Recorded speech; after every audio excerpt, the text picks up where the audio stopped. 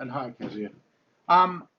So last week we basically were talking about two major theories of liberalism. One, as I said, Hobbes. He's more considered that way, more because of the materials he brings to the discussion of the state, or the form that he brings to it, the things that matter, rather than his particular solution, which is in many ways quite absolutist, dictatorial, even anti-liberal. Though I would also just emphasize, and something that the virus has brought out, is the executive powers of the state. They are invariably going to be anti-liberal. So in this respect, I think Hobbes was really an extremely astute political theorist, and in many ways, when compared to Rousseau or Locke, I think they are much more idealistic, dreamy, imaginative in their way than Hobbes. I think Hobbes is often called in international relations theory a realist, and I think that's an apt description, insofar as realism usually means the doctrine that tries to take account of the harsh realities of social and political life. And Hobbes certainly takes that into account. Okay, now we also, when we looked at Locke, and one of the points I made about Locke is that essentially his story about the social contract, it's ahistorical. Now, so was Hobbes's, but as I said, it just so happens that the kind of things that Hobbes talks about, it tends to be closer to his ahistorical story. That is, historically, we know that power, conflict, resource scarcity, the need to gravitate around someone for protection, the development of the state through warlords, etc., that is far closer to history, and Hobbes also was a historian. He had translated Thucydides' histories, I mentioned that, which is also considered by international relations people as a seminal text in the development of realist political theory. And honestly, I think the study of ancient historians like Thucydides is a fantastic basis, and in the course on Foundations of Western Civ, I include Thucydides. I think they are very astute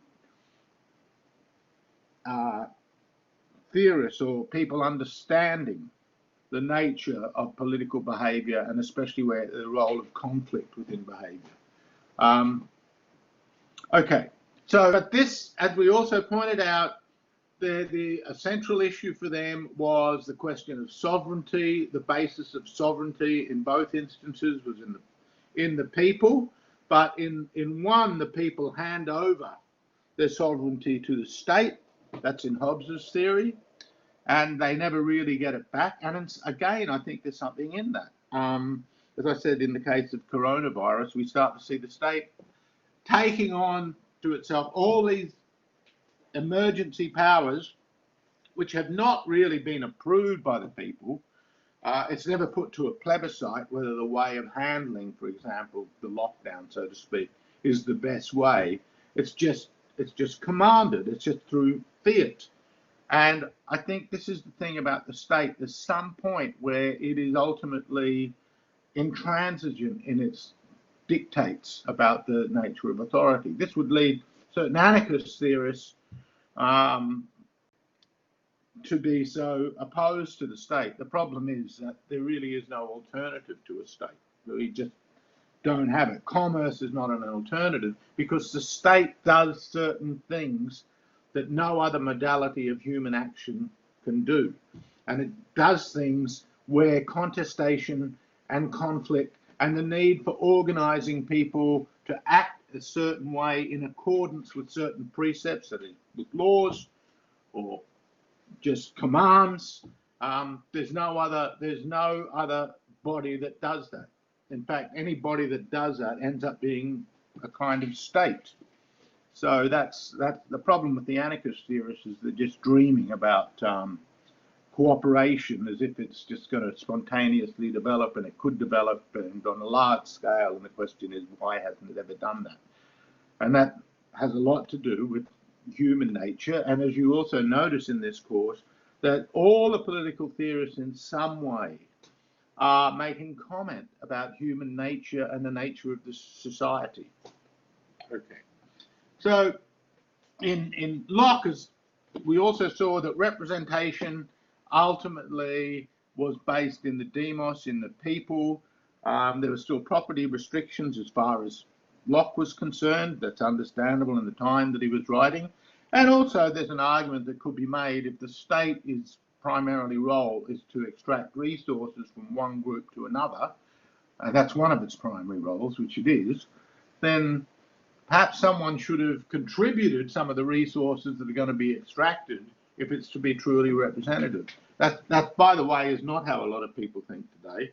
I'm just making that point that that is an argument, whether it's a good argument or what. And when later, and following, this really follows on from Rousseau and the rights tradition, which again, there's bits of this in Locke, but it really comes through very strongly when we look at Jean-Jacques Rousseau with his idea of the general will, and then in the French Revolution, the Declaration of the Rights of Man, rights of man. We start to see a kind of narrative in which the historical contingencies of the root of a right no longer really matter. What matters is a certain normative claim, a general claim, and I say normative on the basis of what should be the case, even if it's not remotely the case. And if we look, for example, at the United Nations Declaration of Human Rights, where all these rights are trotted out, we see, well, this is a wish list.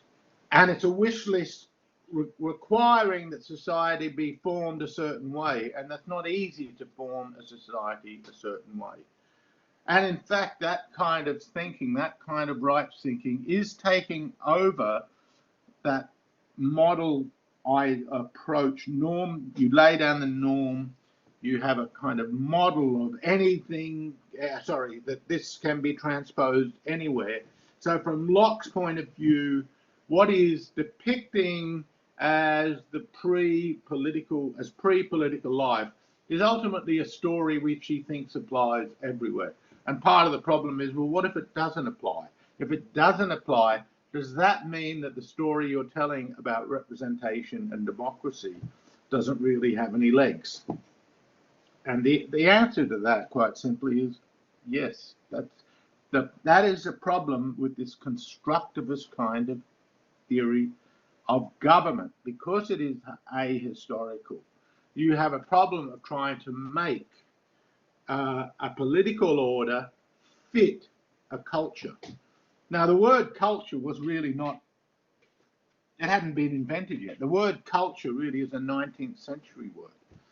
And it's really the Romantics that developed that idea.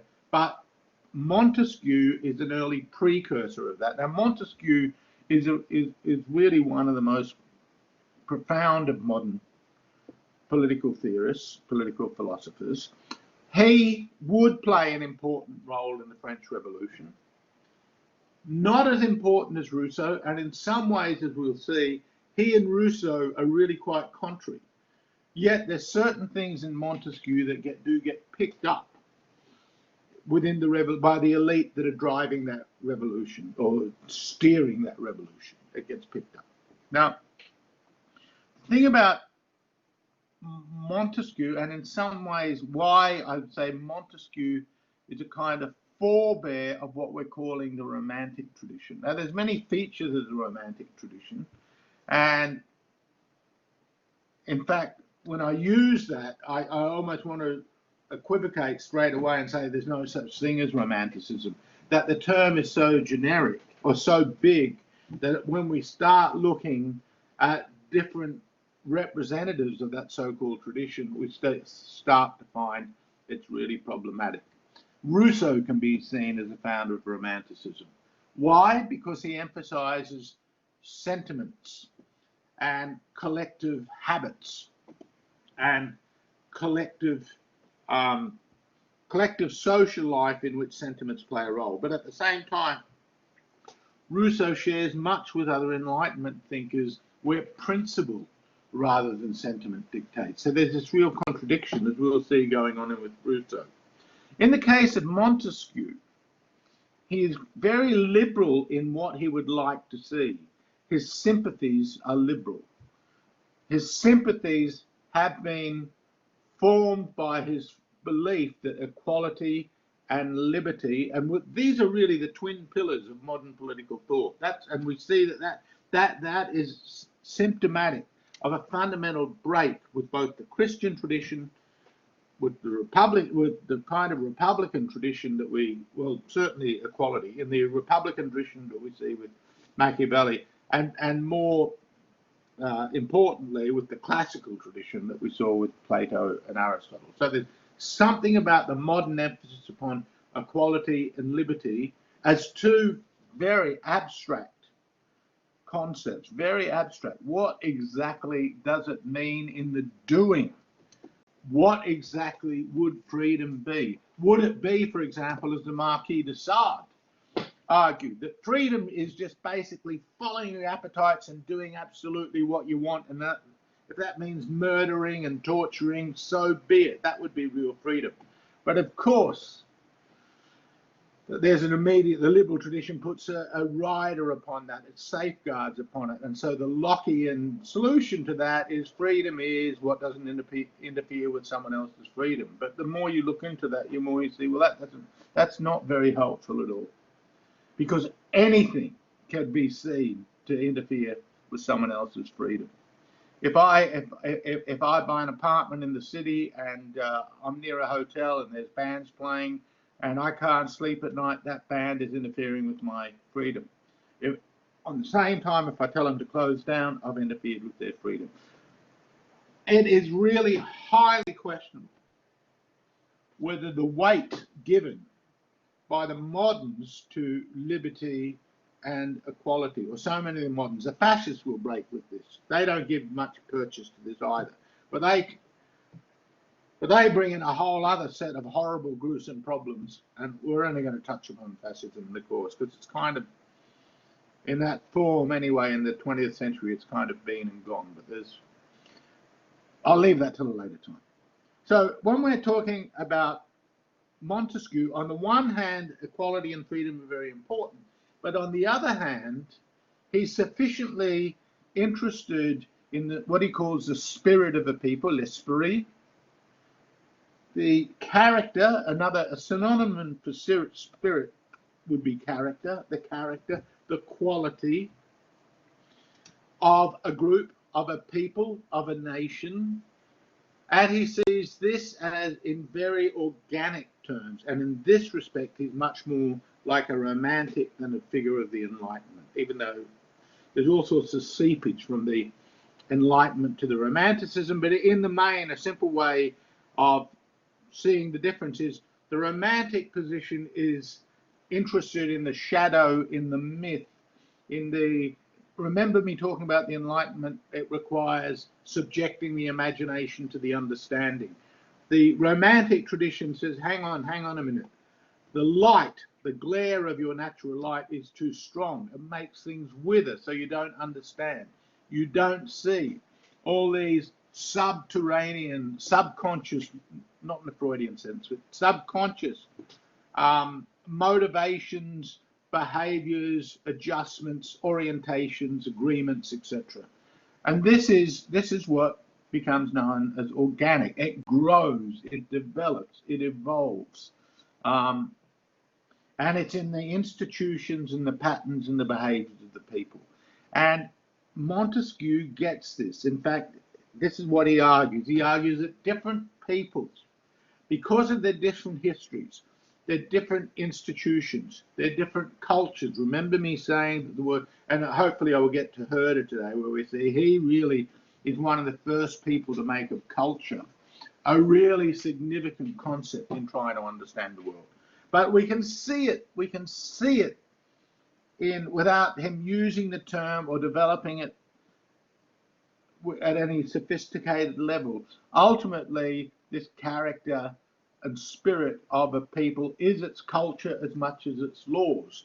And this is why, I'll come back to my critique of Locke made previously, why if there's a mismatch between the political culture of a people and the political instruments, institutions of a people, this is a recipe for chaos and disaster, because ultimately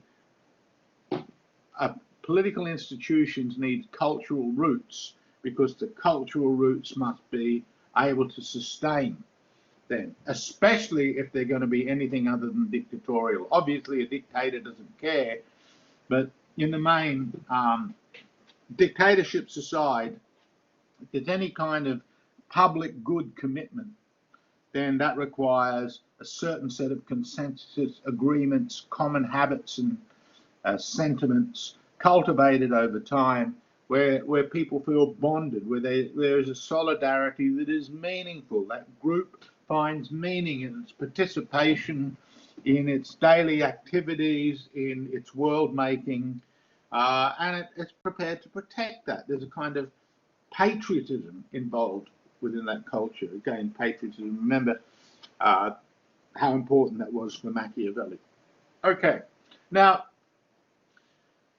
Montesquieu says there's many things can contribute to this spirit, and he says it's things like climate and the geography and the social circumstances and the history, that these contribute to the spirit. And on something like geography, for example, if you look at the shape of Europe, the character of Europe, the geography played a huge role. The religion played a huge role as part of its history.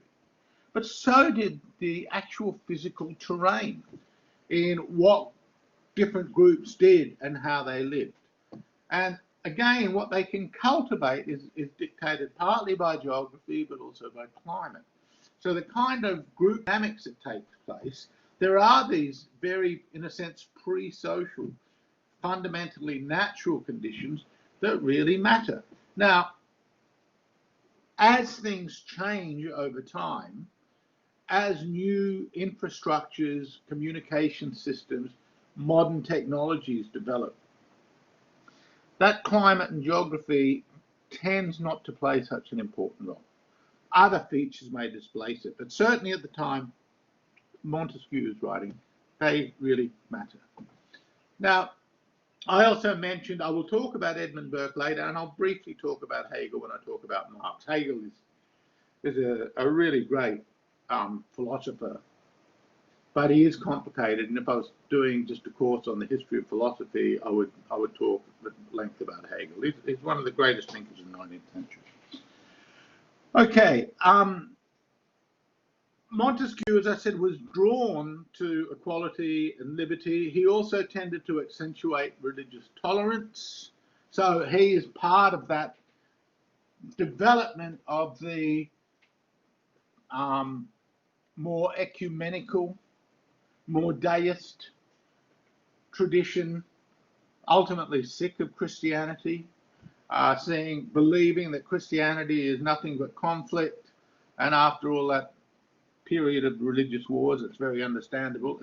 In France, it was particularly bad, as we pointed out. Like Michel de Montaigne, who I had mentioned briefly before, he uses an exotopic approach, and he does this in the Persian letters. So he looks, how would other people see us?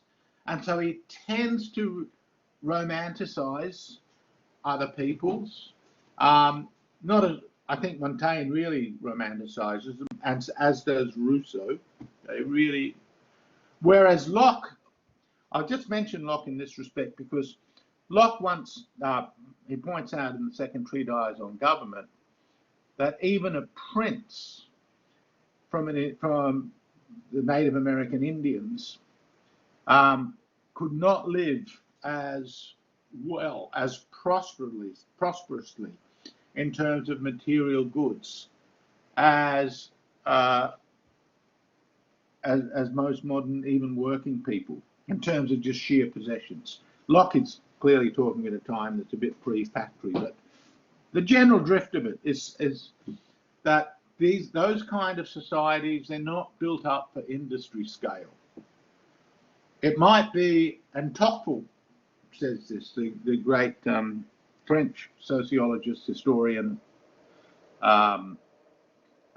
politician, who wrote Democracy in America in the 1830s, when he travelled there from France. He, in many ways, by the way, I would say, is a student of Montesquieu. He takes on board a lot of Montesquieu's ideas. He says the indigenous people in North America are far closer in their taste and sentiments and their attitude to work. They're far closer to the aristocracy than to the middle or lower classes in Europe. That I think is a very interesting statement, because you realize that working to get stuff, as the economists will say, that's a big opportunity cost. Well, you're forsaking all these other things that you could be spending with your time. So, to put it bluntly, to live in a society like ours, where there's a great deal of infrastructure, lots of technology, generally more security from certain kinds of hardships such as bad harvests, etc. There is a huge cost, a huge psychic and personal cost, but at the same time, it tends to come with high life expectancy, children having a better chance of surviving at birth, more food, etc.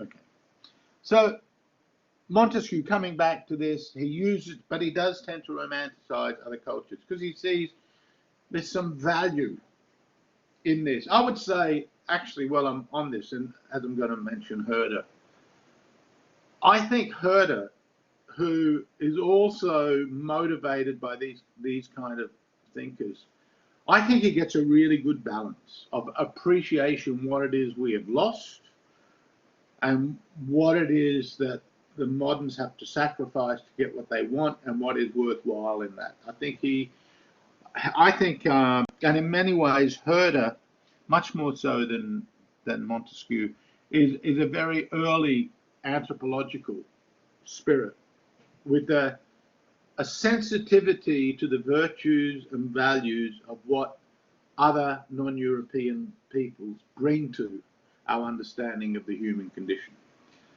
and bring to that understanding. So I think in the main, this kind of reading and interest in these other people is very valuable.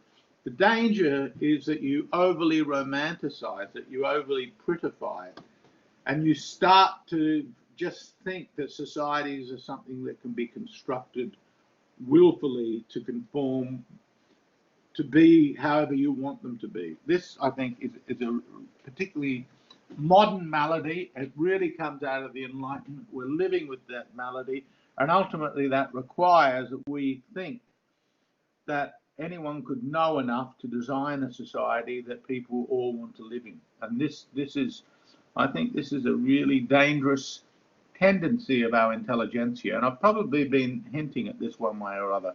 And it very much comes out of the Enlightenment. It's one of the downsides of it, and it leads to massive, massive problems. Okay. He also, in the Persian letters too, he also criticizes Christianity from an enlightened Muslim perspective. And that, I think, is sort of interesting as well, because we're now in the Western world, this encounter between Islam and Christianity, which is dwindling, and to some extent, I would say that the social memory around Christianity in the West is scanty at best, selective, scanty, and generally, I'm not speaking about religious people here, but the decline in religious orientation and participation in the West has meant that any dialogue around Islam and Christianity tends to be cast in exactly the same kind of way that Montesquieu was doing it, and that is a more enlightened understanding, which tends to be very anti-Christian, sympathetic to certain features of Islam, especially the fact, for example, there's one God and not a Trinity. Something like the Trinity, which was made no sense in the ancient world to the Roman pagans. I'm not saying it doesn't make sense, by the way. I think it's fascinating if you really explore that. anthropologically what aspects of the real are captured through that theological doctrine. But nevertheless, it's things like there's only one God, or one God, there's one God but God, appealed to Montesquieu. So there had been a tendency to want to have a more cosmopolitan, and this too comes out of the Enlightenment. There's a greater cosmopolitan understanding of things. And here Montesquieu is very interesting, because on the one hand, he is very cosmopolitan. On the other hand, he is very sensitive to the locality of nation, of people. And so there's this tension going on in his thinking. I'm not saying it's a destructive tension, it's quite a productive tension. But ultimately, we can see that Montesquieu is very much a pioneer of a way of thinking which has endured somewhat, but certain features of his tend to, because of this oscillation, they tend to be diminished. So the organicist and institutionalist nature tends to be overtaken in the Enlightenment more by the principle rights tradition, and then Montesquieu sort of gets left aside. In fact, in many courses in political theory, Montesquieu is often just overlooked altogether, and I think this is a great pity, because not only is he a good balance to Rousseau, but he's a very good balance to Locke, because he's looking at the institutional, historical development of a people that contribute to their spirit. At the same time, as I said, when we start looking at his own cosmopolitan orientation, his own deism, he's not completely consistent in that way. He doesn't really ask after what are all the historical conditions that made you, Baron de Montesquieu, possible. He doesn't really go into that. Okay. His political agenda was to provide a critique of the ancient regime. So this would also be something that would be inspirational for his contemporaries who are critical of it. On the other hand, he's also very aware that given what happened in the English Revolution, that the development of any absolute overturn of the Constitution and the classes that come from the older order, a too radical an overturn will lead to not only to chaos, but to a kind of restoration. That's a great warning in his book, and that is what makes his book, The Spirit of Laws, such a powerful and prescient book. The core of what he's arguing is political power must accompany social power. So if you are a group with social power, you need political power. And this is one of the things that really was decisive in the French Revolution, that there were a lot of members of the Third Estate, a lot of people who were professionals that hadn't been able to purchase their way into the nobility. A number had, but who hadn't, or weren't interested in it, or others who saw that the opportunities were too limited for their own economic advancement, and to accentuate or develop that economic advancement, they needed greater political representation, because they weren't basically being considered, their interests weren't being considered. And this is a general thing that Montesquieu, I think, reading Montesquieu brings home, and that is, can anyone really be a representative of one's own interests if their position, their social position and social interest is not the same as yours? Now, this question is something that I see as extremely pertinent to when we look at Jean-Jacques Rousseau and to this day, because this is why one of the biggest tensions of our time, and I mentioned this later in the course, but and I've mentioned it already, the great tension in our time of the class distinction between those unskilled workers, lower middle class workers who are supportive of more nationalist kind of political programs and political leaders, as opposed to those who are more globalist. And yet it's the more globalists that end up occupying the positions, or more of the positions, of dealing with the direction of the country. They are, in a sense, the professional elites. And this is symptomatic of the problem that Montesquieu thought. And Montesquieu, and I'm saying this also in a sense taking my direction from Montesquieu here. Montesquieu is saying this is a problem. This is a problem. You have to have articulation of interest, because politics, in Montesquieu's sense, is about brokering between interests. And this is the fundamental difference between him and Jean-Jacques Rousseau, or anything that is redolent of the, and this includes Marxism, that is redolent of the kind of theorizing that Jean-Jacques Rousseau does. Because Rousseau is saying we have to eliminate antagonistic interests. We have to bring them into concordance.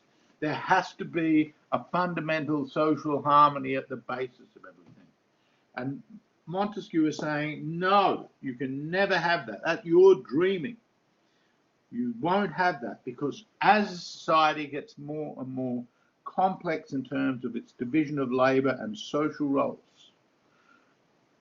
the maintenance of each of those positions is predicated upon certain resources, developments, economic opportunities, privileges, and no one is going to give that away. What will happen is that as one group represents another group, they won't really see that other group. Far better, Montesquieu is saying, is to let it be out there, and so that politics is ultimately about a recognition that there has to be compromise, that you win some, you lose some, you try and adapt in that, you wait, you go back to the drawing board, but the tensionality is part of modern social development.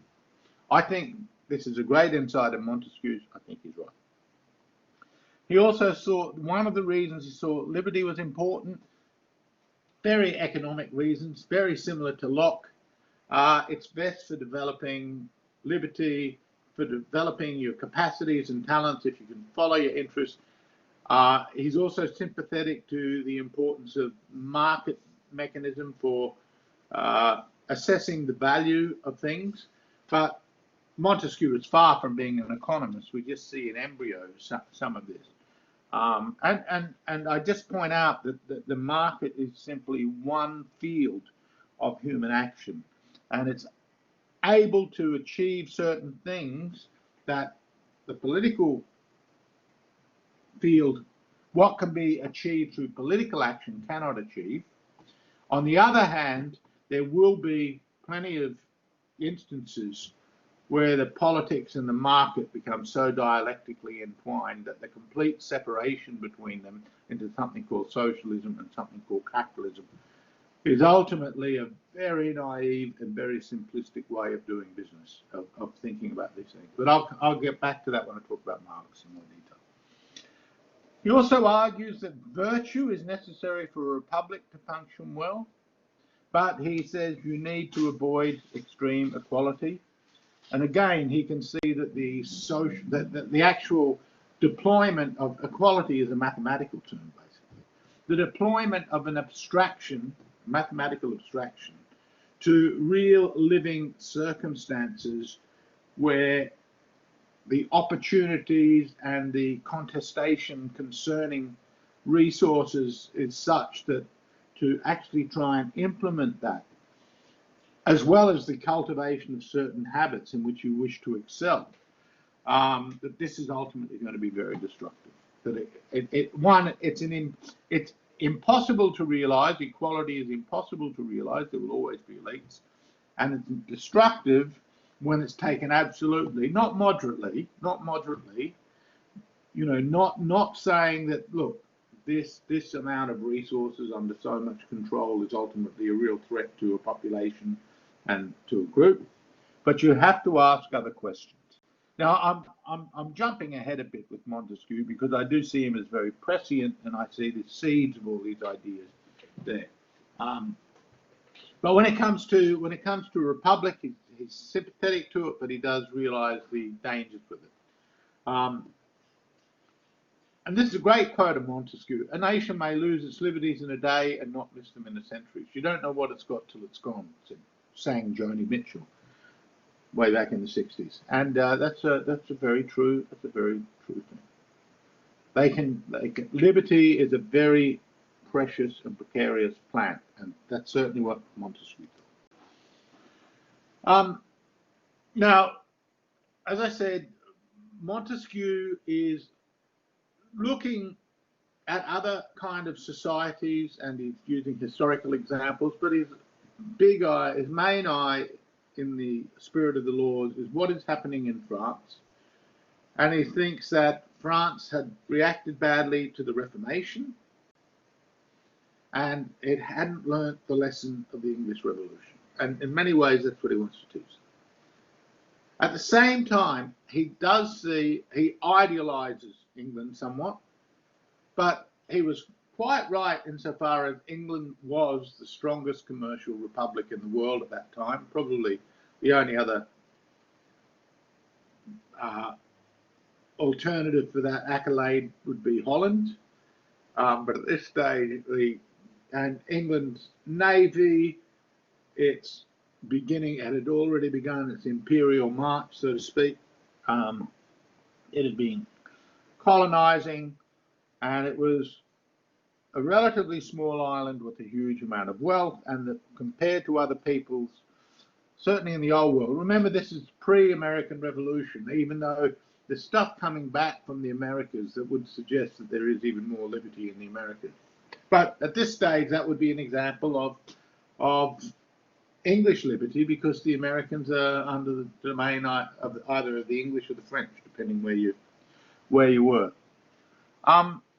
He argues that England had ultimately hit upon a formula for this liberty, for their freedom, and that was that the government would be based upon the separation of powers, that where the legislation is made, or who the legislators are, who executes the law, and who adjudicates of whether the law is legal, are independent from each other. Now, this is an oversimplification, and in fact, you could say it's just quite wrong, because the House of Lords was both legislative and judicial, and essential to the Constitution.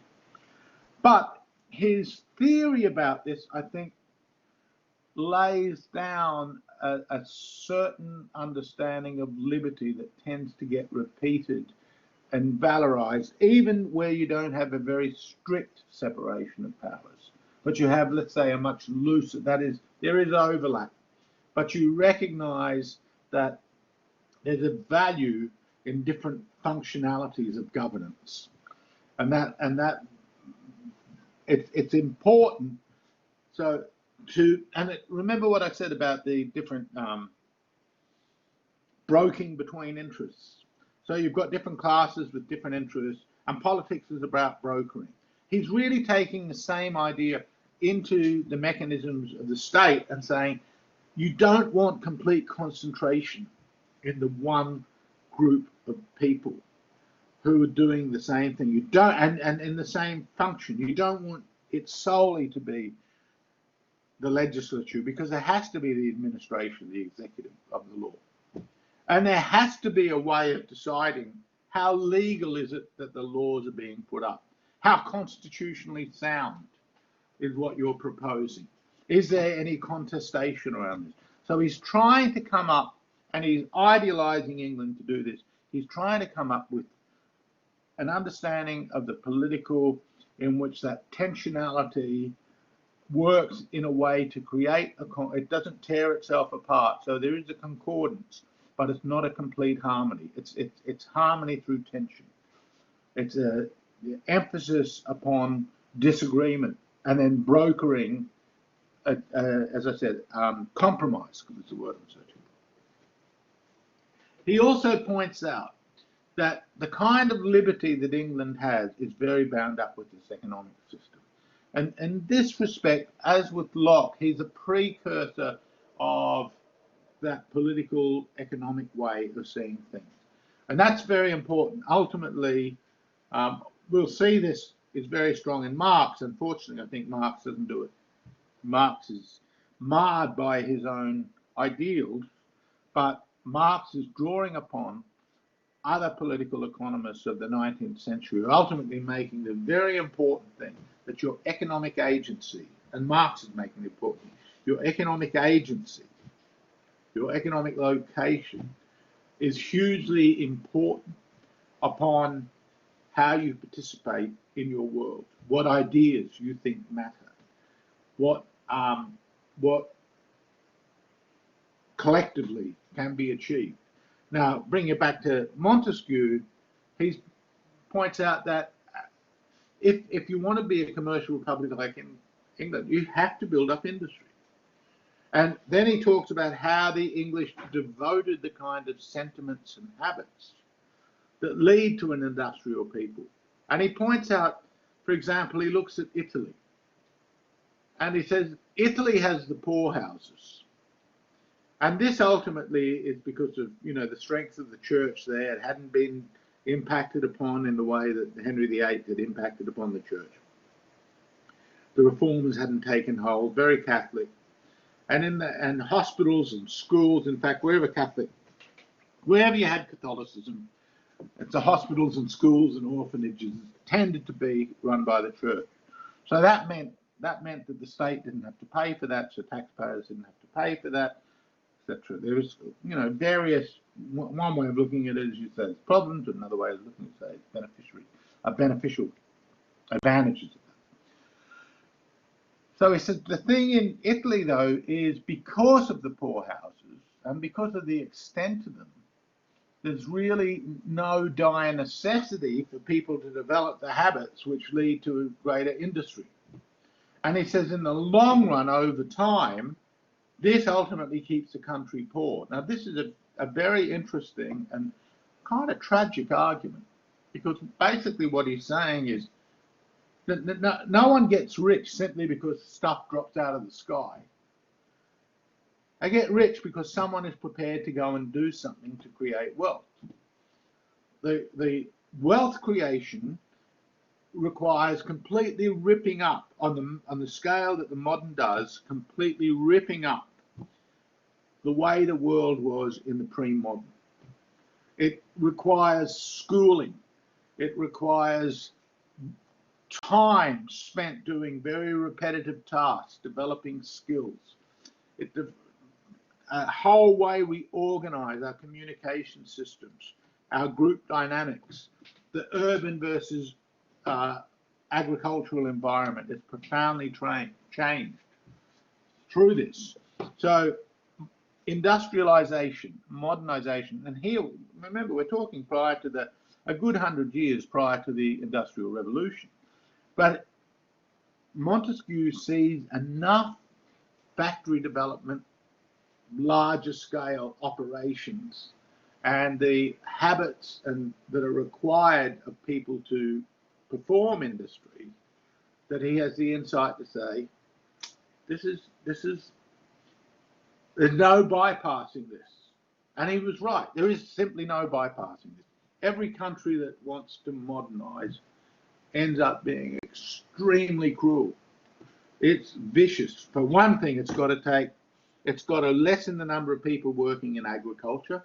It's got to make agricultural production more industrial-like, more efficient. It's going to have to move more people from the countryside into the towns. Then there has to be something for them to do. There won't be immediate things for them to do. There's going to be this mass poverty in the interim. It's brutal. And the collective platoons, if you like, that safeguard social life will also be dismantled, because in the main, that interferes with it. And I've just said that if what he is saying there is as appropriate for China, what's happened in China, India, Africa, it doesn't matter where you look. In this respect, it's not just a kind of ahistorical model.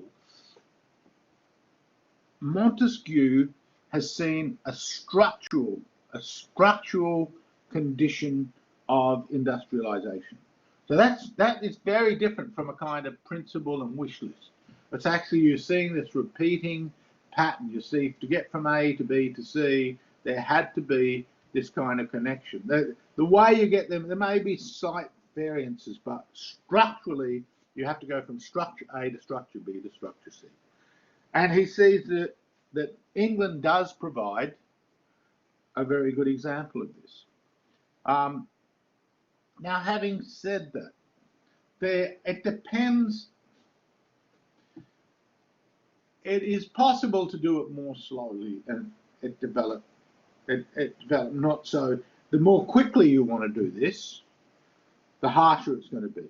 England, he says, it did it pretty quickly, and it did it under Henry VIII and then Elizabeth, and basically, and this is all discussed in Karl Marx's Capital. It's one of the high points of that book, Capital, by Karl Marx, and it also features in Thomas More's Utopia, and that is the closing off or the closing down of villages in Britain and kicking people off village land as land has turned into greater private property areas for sheep and for other kinds of farming, larger scale farming.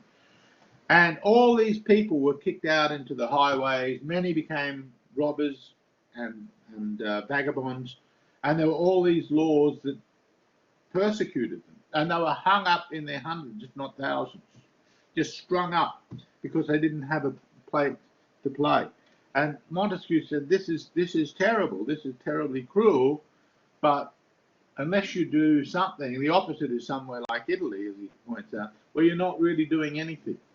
So again, I think we can see that it's not that Montesquieu is advocating the kind of horrific treatment meted out by Henry, but he's saying unless you start making the changes, you might make them much more gradually, but unless you've got an eye to that prize, if you're just completely blind to this, you're making it worse in the long run.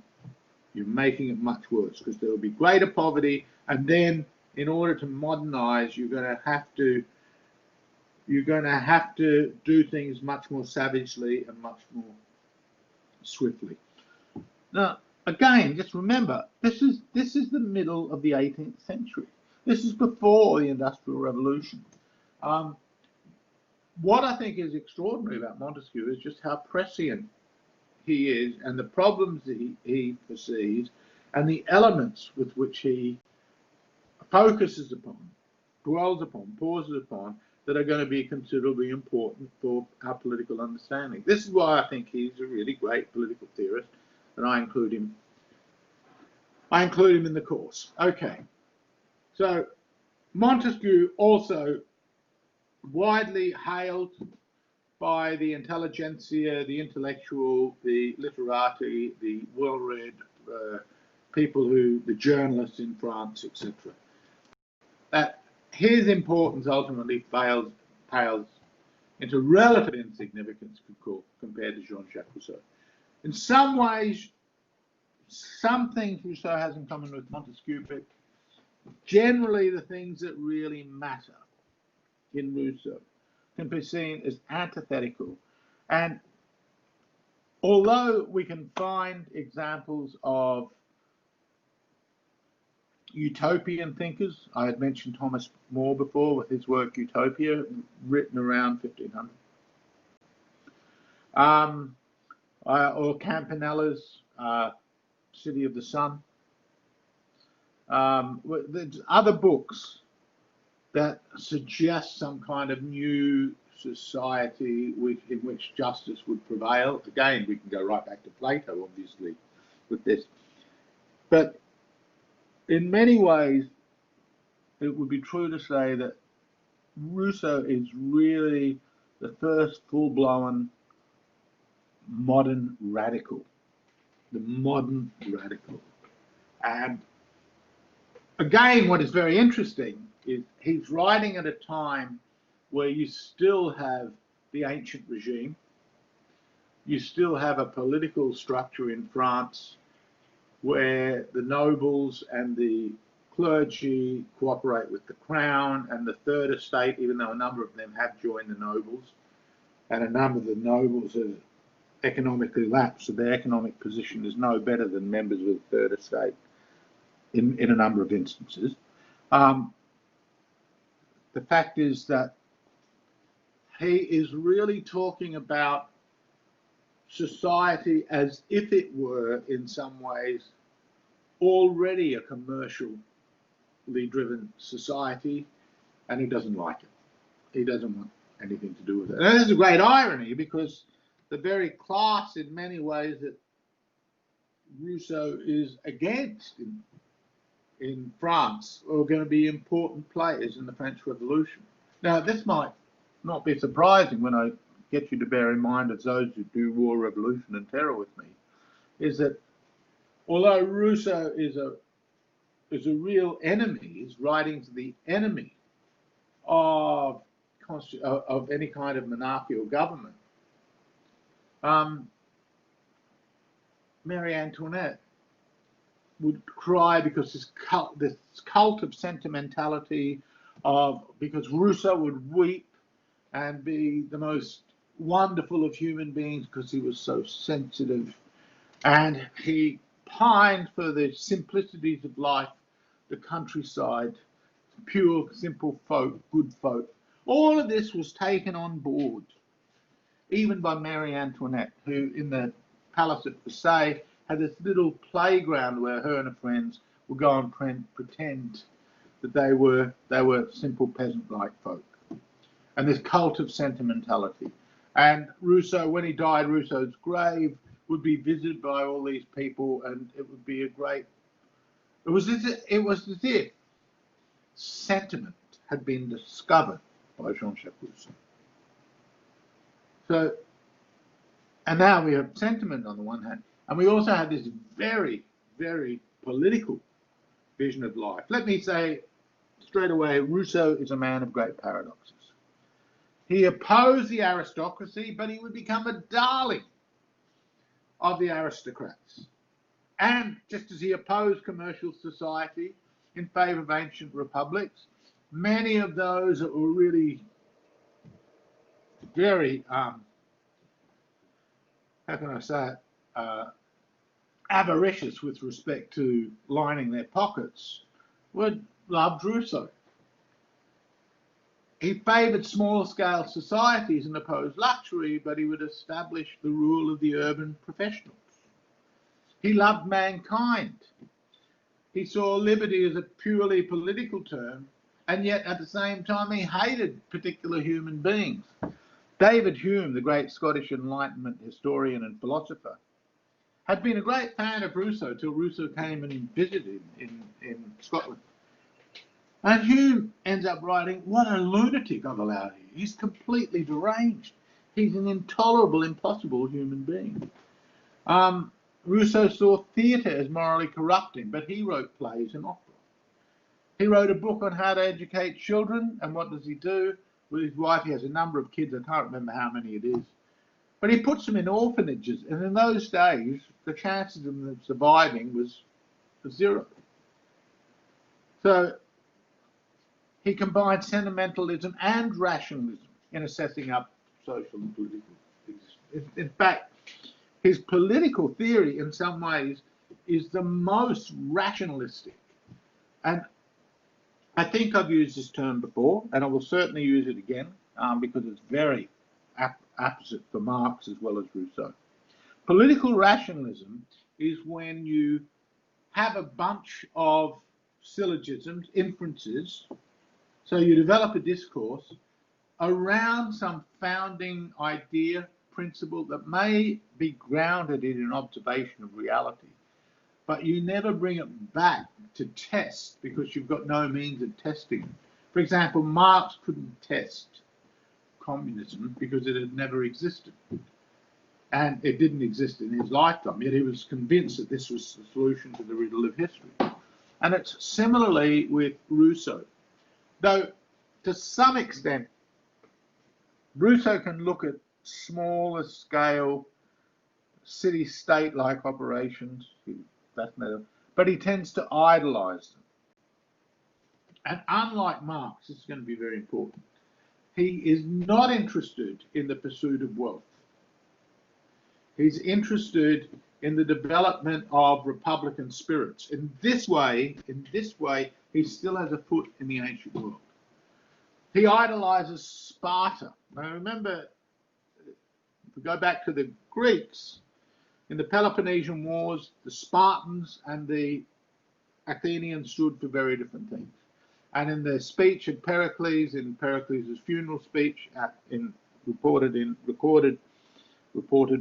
made up in Thucydides' Peloponnesian Wars, we can see a massive difference. The Athenians are people of liberality, generosity, they love the arts, they love eloquence, they love gathering in social occasions for entertainment, and they love educating themselves. Whereas the Spartans generally, yes, very collective, militaristic, military virtues are all important.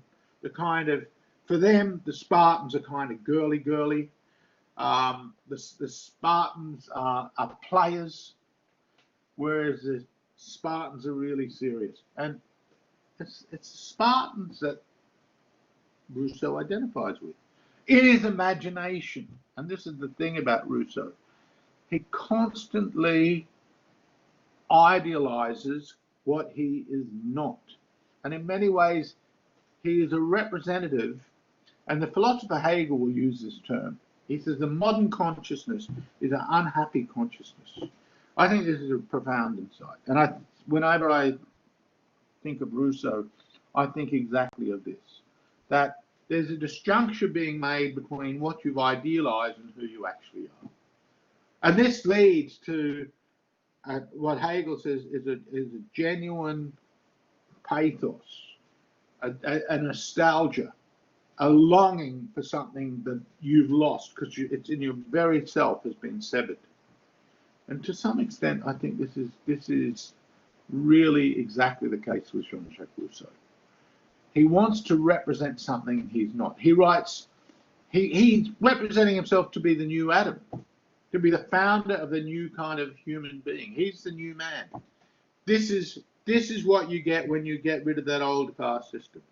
This is what you get when you have someone who's so full of feeling and pathos, who understands what holds people together as pathos. But it's also what you get when someone tries to dream up exactly what a society will be like according to a principle. And then, and he's a complicated figure, because then he writes something on the constitution in Poland, and you can see, well, he can do the more historical, nuanced analysis of political systems, and it can be quite insightful. But that's not the Rousseau that is mainly remembered or that had impact. The Rousseau that had impact was the Rousseau of the Confessions, the new man, the man of sentiment, who people would sit around reading about his life and think, oh wow, this is the new ideal. This man is so honest, the honest man. I am so honest. I've done wrong, but I'm so sorry. I will do better. The man dedicated to virtue.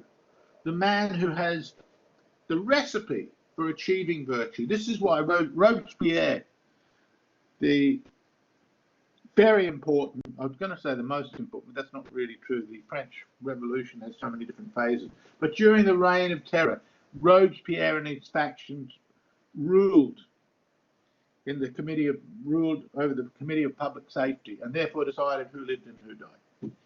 And they really instigated the bloodbath period, at least domestically, of the revolution with the Reign of Terror. And Robespierre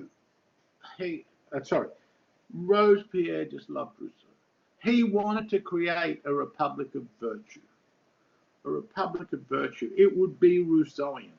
That brought him into conflict with the more merchant supporters of the merchant classes, the more commercial classes. It brought him into conflict with the more avowedly atheistic, like Jacques Debert. He and his team would be executed.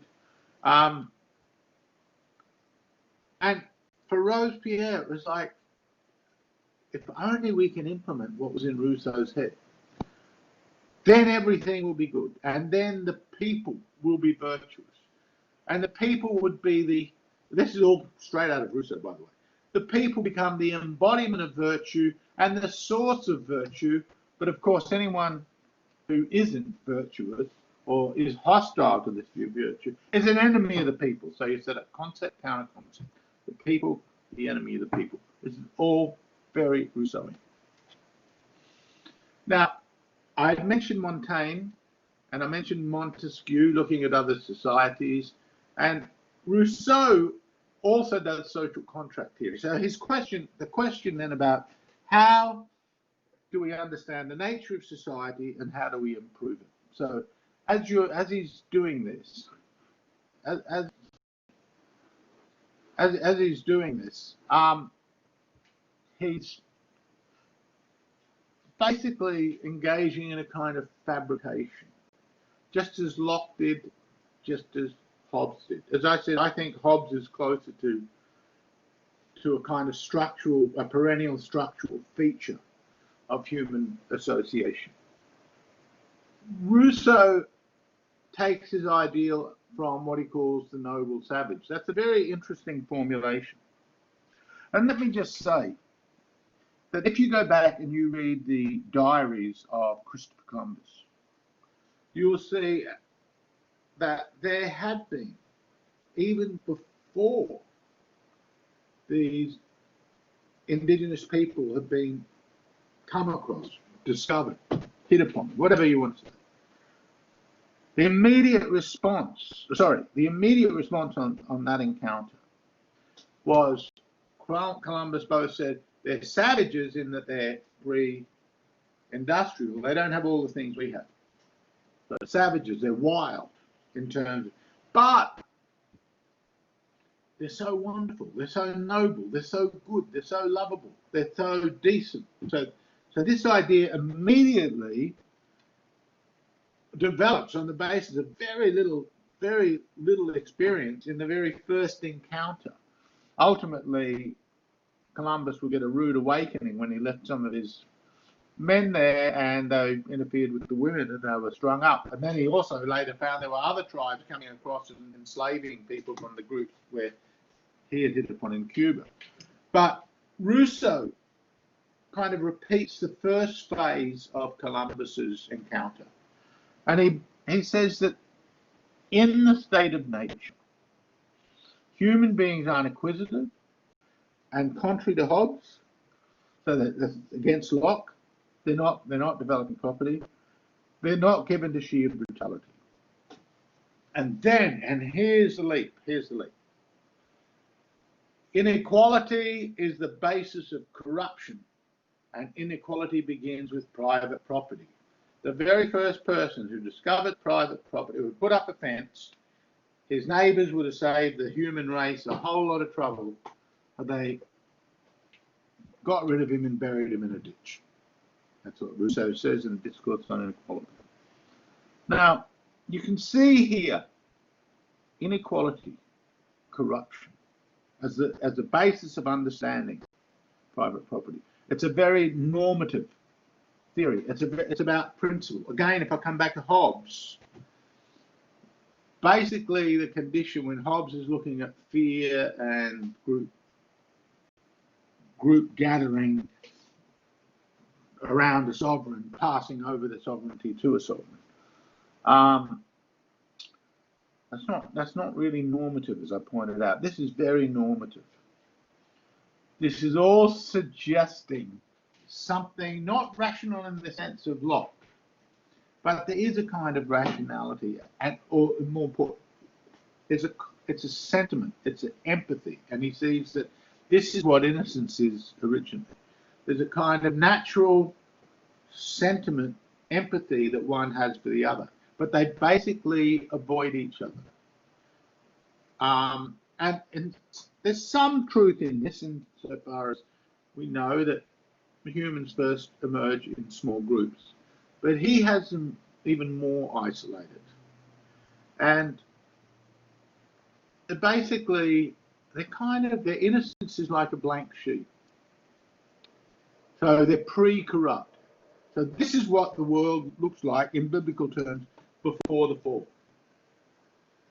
The fall comes when there's private property.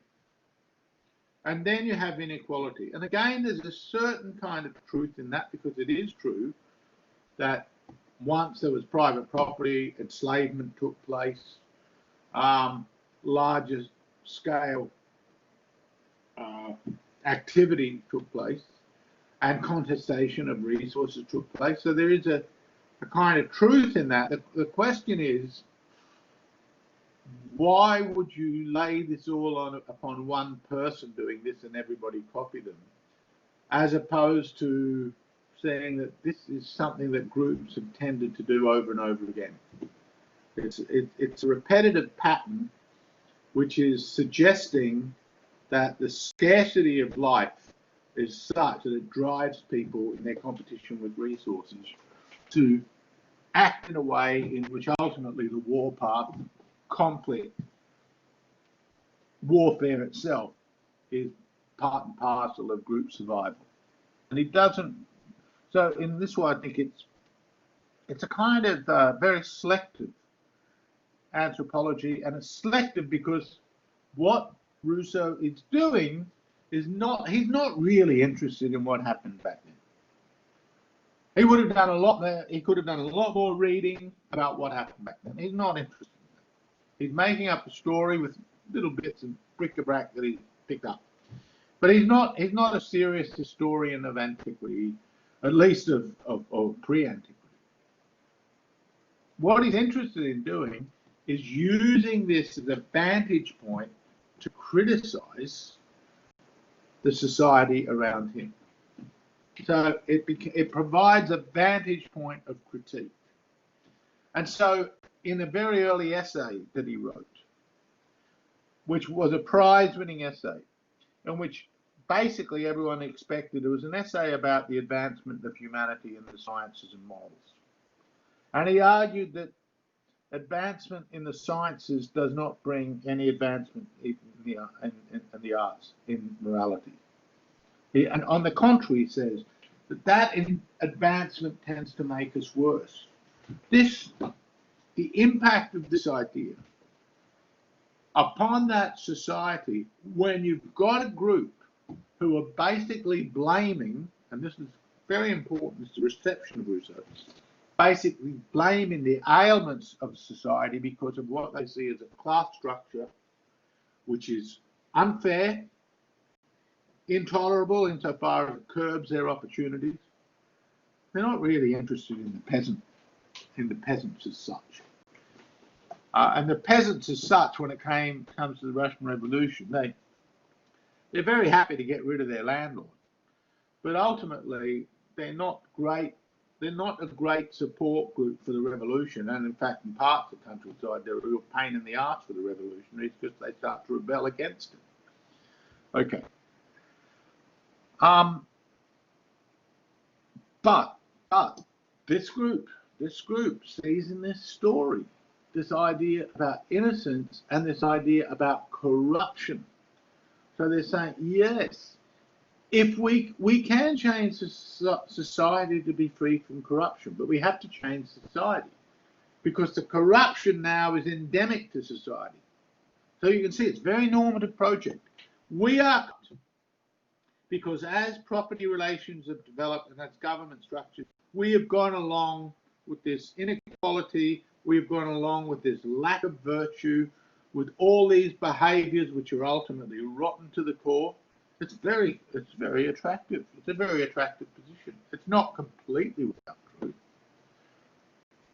And we've created this corrupt society. But here's the magic trick. Somehow, we have all been corrupted, are able to see that we've been corrupted and therefore redeem it. And here's the point, is if it's really systemic, how is it that you're not including yourself in the system? Well, the only thing you can say is because somehow a principle is sufficient to take you out of that system. Now, this is very interesting, and I would just say, I think Marx plays the same two-card trick.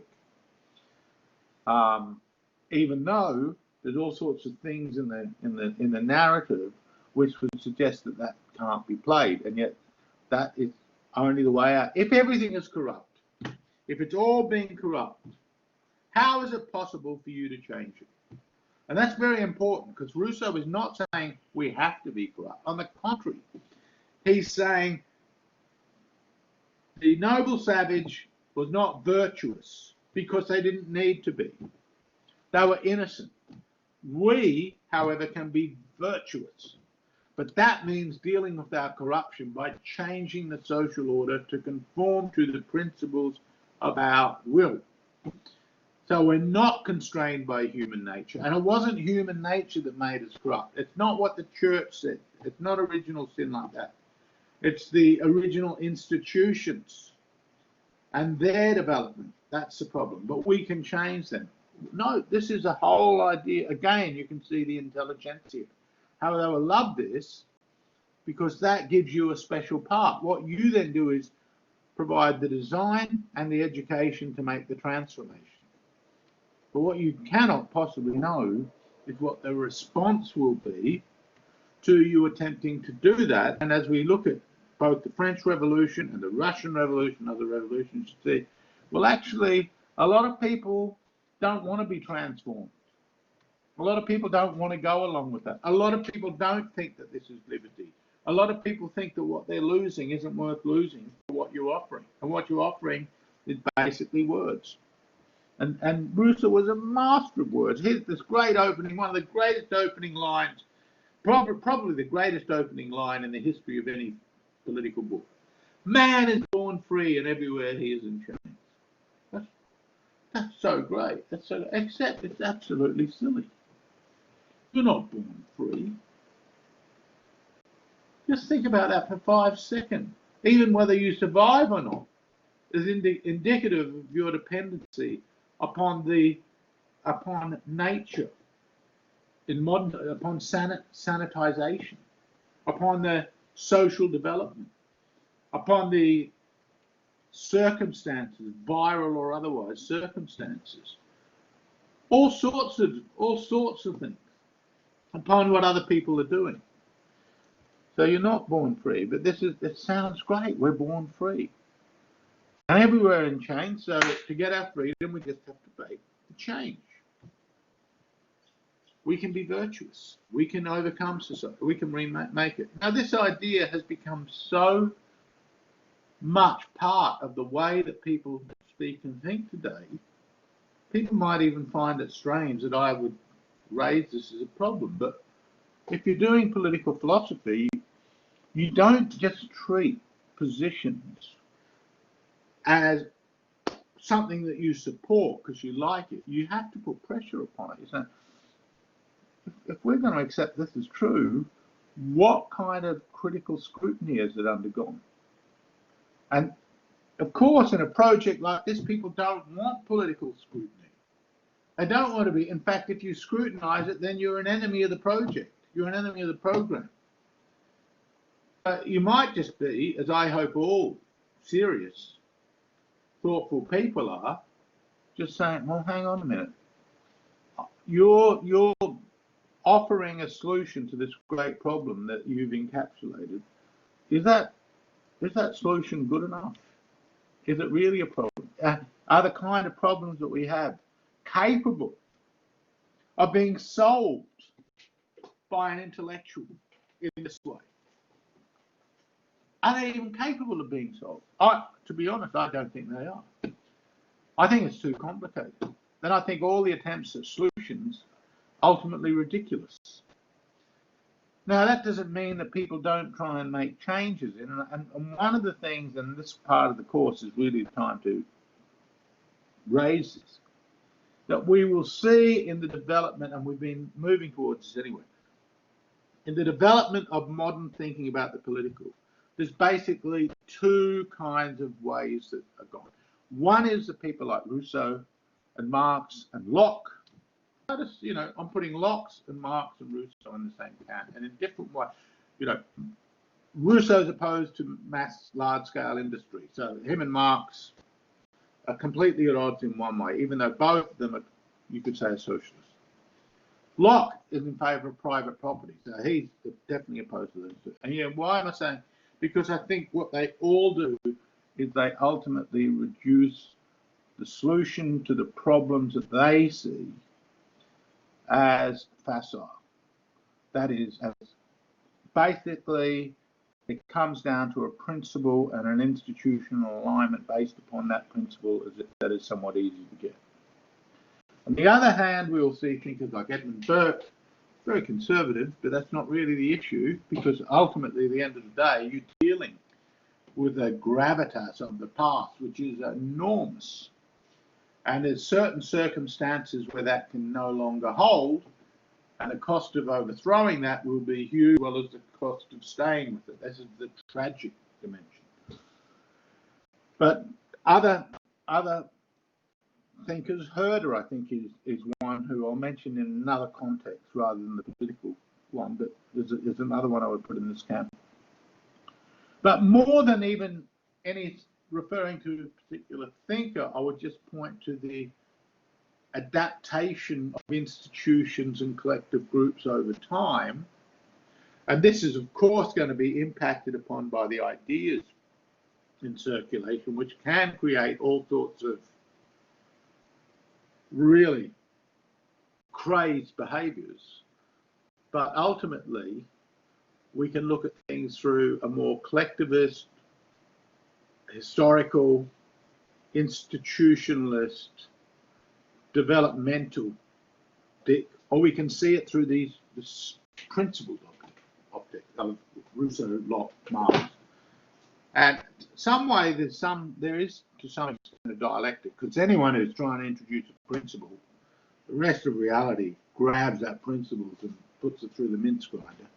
And on the other hand, it is true that in institutional development, you've got all these different players, each appealing to different ideas. So there is that, and that's part of the modern condition. And very much bound up with the classes we're talking about that now put their stamp upon the political development of societies. But nevertheless, they are two relatively different ways. And we can see this very strongly, for example, if we compare Marx's ideas about socialism with what actually happens in the development of the workers' movement in the setting up of the Labour Party, trade union movement. You see, wow, there's a really big difference.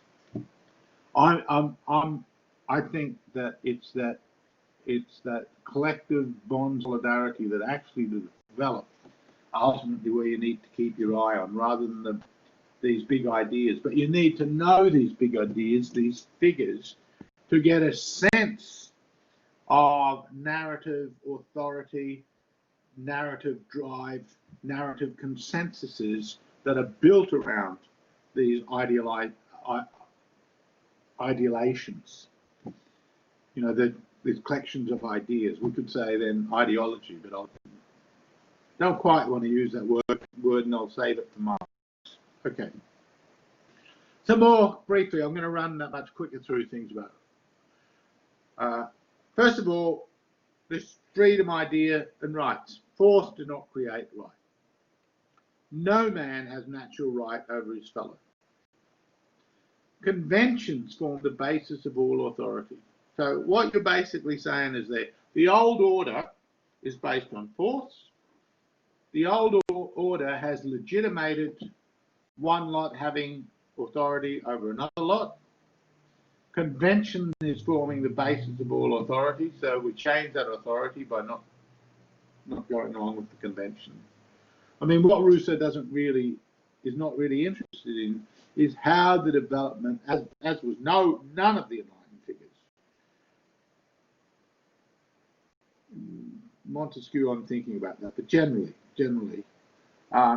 we're interested in the kind of story that I told you, which, as I said, but kind of in Hobbes, and that is the way in which authority was accrued over time as a protection right. Freedom is inalienable. The words slave and right contradict each other. To renounce liberty is to renounce being a man. But here's the rub. So you've got all of this, right? Sounds great. Freedom consists in the power to give ourselves the law. Now, what is so interesting in that is Rousseau is trying to find another locus of force, because ultimately any kind of state authority requires that it be forcefully maintained. Or to put it another way, you can't have the law without the executive if it's going to mean anything.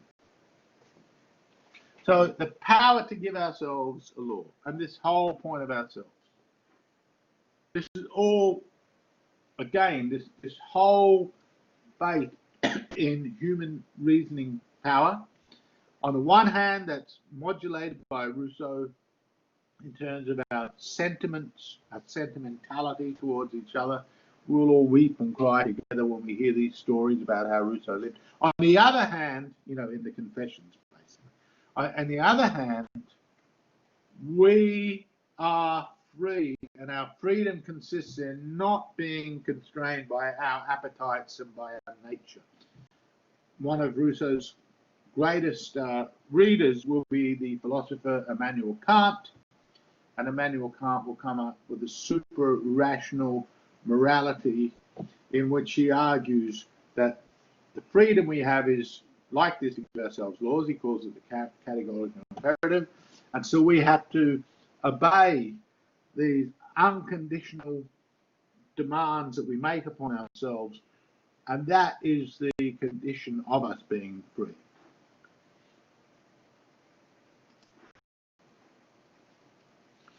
Now, his greatest work on politics is The Social Contract. He says the problem is to find a form of association which will defend and protect with the whole common force the personal goods of each associate, and in which each, while uniting himself with all, may still obey himself alone and remain as free as before. This is a square. This is a square. This is the circle to be squared, so to speak. How do you ultimately maintain all of your freedom and at the same time get a harmony in which each goes along with it? And what he does is he demands that we put aside our interest. That's why I said it's the opposite of Montesquieu. Each of us puts his person, all his power in common under the supreme direction of the general will, and in our corporate capacity, we receive each member as an individual part of the whole.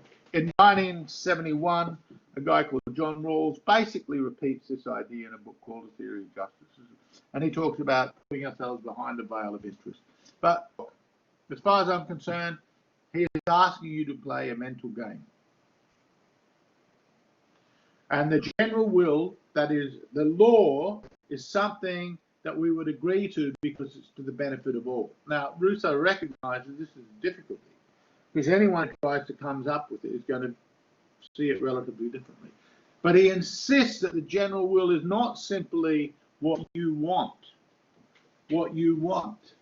divorced from, not simply what you want to your own interest. It is you having the capacity as a reasonable to put aside your interest. Now, what I find very interesting about this, and ultimately the fly in the ointment, is this. That is very easy for people who broker in ideas, who make money out of selling ideas, like Rousseau does. He writes books, he makes money from his books. Or educators who teach in universities, who make money by teaching classes, like I do. It's very easy for you to say that the ideas that I have are so good they're not in any way curbed by my own interest. And yet immediately you can see, well, surely the person is seeing themselves as the educator rather than the educator. Surely the person thinks that they have enough knowledge to be able to formulate what the general will is. Surely that person is being advantaged by coming up with a position which people like that person will think. But other people, those who deal in other kinds of activities, which you see in some way as lacking in virtue, are going to be, considered secondary in this, or they don't really matter, or they don't have a part to play in this game. And this is a serious problem. And ultimately it comes down to this. Rousseau is saying that it's possible to come up with a set of principles that are so good that everyone would subscribe to them. Now, the only way you can test that is to go and ask people whether they want it or not. So then you say, yeah, but you can't just see whether you want it. You have to want it for the common good. So you're asking yourself not to have the interests that you naturally have. You're asking yourself to put that aside. And what that means is you're asking yourself not to consider day-to-day realities, but a kind of future which you don't know how it'll play out in the development of the resources in order to achieve that. That's a seriously big ask, and we see Robespierre trying to do that and failing miserably. So this idea of the general will ends up being very problematic. And one thing that will happen is that Rousseau's critics will say this is a kind of totalitarian democracy, because ultimately the decision about what the general will is will ultimately, it won't just be the people. Rousseau says the people are always sovereign. They cannot be representative insofar as a representative is someone who's following their own will or laying down a set of policies that the people should obey. On the contrary, any kind of group discussion of politics where someone is talking on behalf of that group is just talking on behalf of that group, and they're not able to introduce their own interest in it because it's always so general. It's the general principle. It's the will. And the critics will say whoever articulates the general will is pushing through their interest. Who's ever articulating that. So it's the problem of articulation.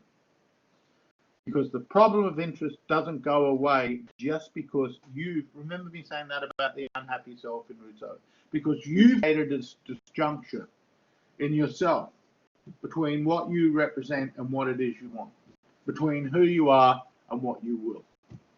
That disjuncture is really just a mental disassociation that really doesn't translate into everyday life in any meaningful way. And we can see this too when Rousseau says that because the social contract must not be an empty formula, that tacitly includes the undertaking which alone can give force to the rest, that whoever refuses to obey the general will shall be compelled to do so by the whole body. This means nothing else than you will be forced to be free. So if you don't want, so your freedom consists in giving yourself a general law, the general will, law complicit with the general law. Then you define what that law is because you've dissolved all interest. You've assumed that there is a harmony that all could achieve, in which their own personal stakeholding has vanished.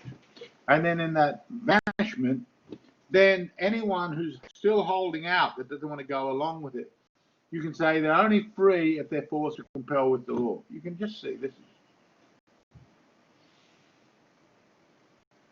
What I get from this is that a class that bases its power on the potency of speech, on brokering ideas, ends up being able to shuffle the deck so that whatever it says has some kind of consistent authority, even when, as in this, it's completely broken. Completely. To more common sense people, you would say, if I'm being forced to be free, sorry, that's not my freedom. I cannot be forced to be free. And we saw what earlier he said about force.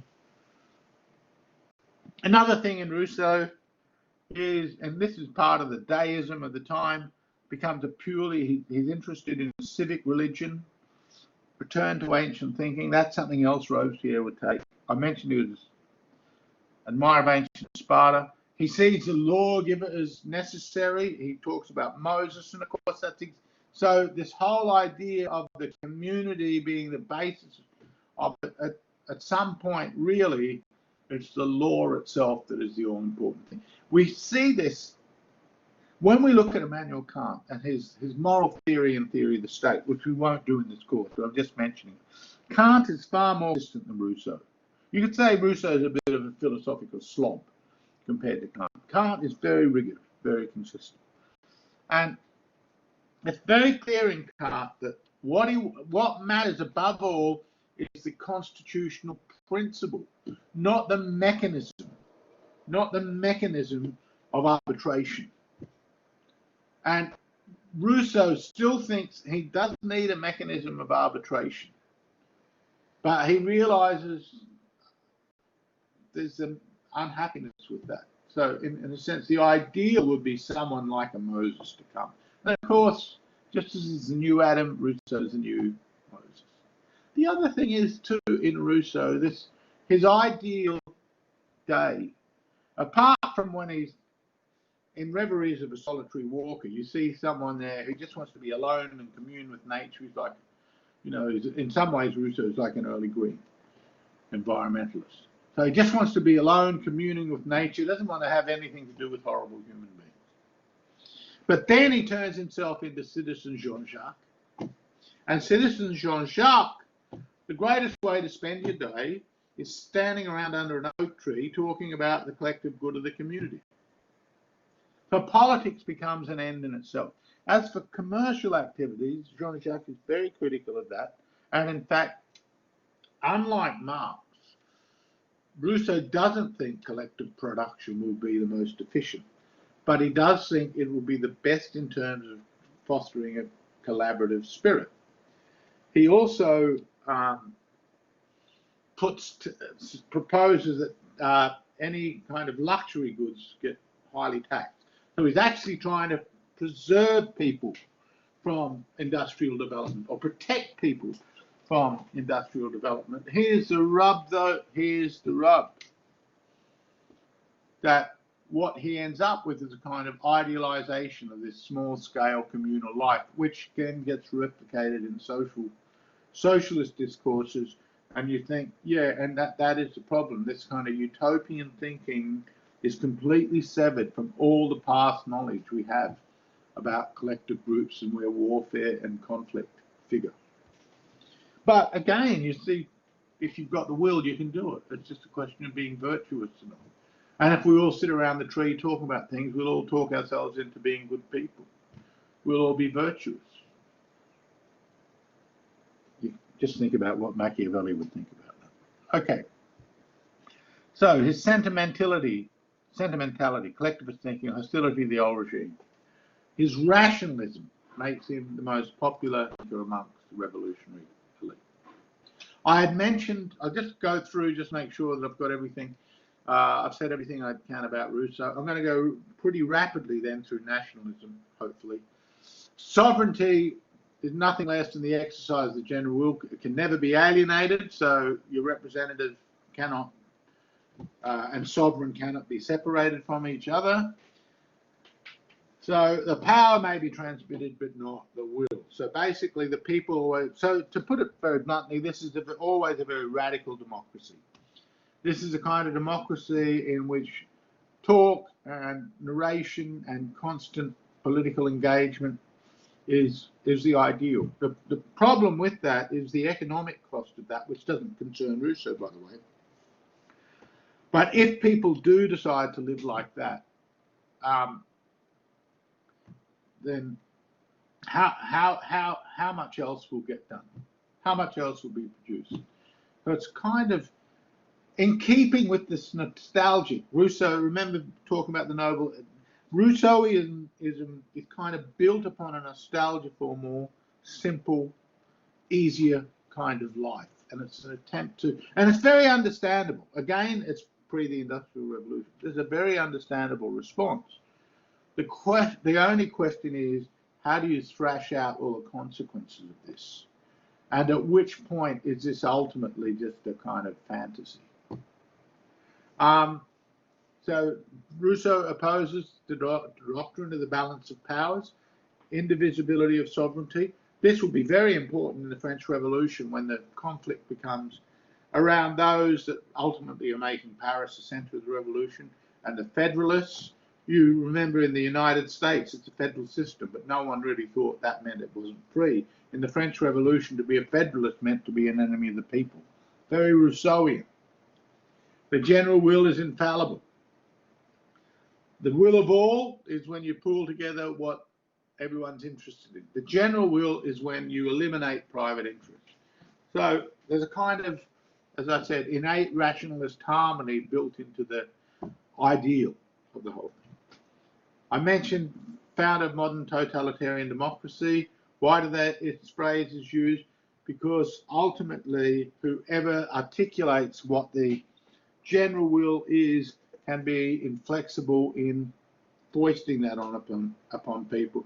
And the problem is, if there is no such thing as a general will, if it's not possible to get there, which I think is the case, and this will always change between generations, that really what you've got is a theory of the state in which the state is a leviathan, much as Hobbes had said, only it appears to be the opposite. In a sense, the trick of Rousseau, it's a kind of conjuring trick. Critics of Rousseau also see him as substituting politics with morality, of living conflictual communal processes become ultimately part and parcel of a geometrical principle polity. Edmund Burke, the founder of modern conservative thinking, saw the French Revolution in its very earliest phase, before it had got really violent, before the Reign of Terror. He said it will get violent. And it will get violent because it's based upon this idea of rights, which comes straight out of Rousseau. And ultimately, these are metaphysical ideas. And if you try to change lived communal processes through metaphysical means, the disruption will lead to chaos. And the only way that you'll be able to try and get what you want is through blood. If we go to the rights of man, we see the Rousseau, Montesquieu. So this is the early Declaration of the Rights of Man after 1789. Men are born and remain free and equal in rights. Rousseau. Social distinctions may be founded only upon the general good. Rousseau. The aim of all political... Look, you can read this, but this is Rousseau. They do go to Montesquieu for separation of powers, which is the antithesis of Rousseau there. But ultimately, in the development of the French Revolution, this declaration will count for nothing. It would really mean nothing. Again, those of you who do war, revolution, and terror with me know that. I mentioned Rousseau's influence on Robespierre. Rousseau's critique of private property would also be developed by the Enragés, also the followers of Jacques Debert, and to such figures as Gregis Bathurst. That is, Rousseau would really be a pioneer in the development of socialism. Okay, we're going to talk about nationalism and national identity. First of all, the nation state is the go-to de facto form of, well, not as de jure largely as well, form of collective organization. And yet, at the same time, the deployment or the establishment of regional trading blocks, the push towards globalization, things like everything's changed with coronavirus to some extent, but the kind of open borders, de facto, if not de jure, policy of the Democrats in North America and the Mexican border, that all suggests this kind of anti-nationalist strain. But overall, nationalism has been the defining feature, along with, more recently, a more globalistic anti-nation state set of forces. But I want to speak about nationalism. Here's some basics of it. Common sense of identity. That's going to be the key thing. Now, when I mention globalization, if you start thinking of people in terms of their sexual identity, their ethnic identity, and other kinds of identity, this view is going to be smashed. That's ultimately not going to hold together. But the common sense view of identity here is really, so this older vision of what the nation wasn't simply based upon the will. Now, I say this because one of the most common definitions of nationalism, and the modern nation comes from a British anthropologist called Benedict Anderson. Now, he wrote this book on Indonesia called it's an imagined community. That's what a nation is. It's an imagined political community. There is something in that, but there's probably few formula more commonly quoted, especially when talking about nationalism, than Anderson. The problem is that it is already predicated on a particular philosophical orientation, which suggests,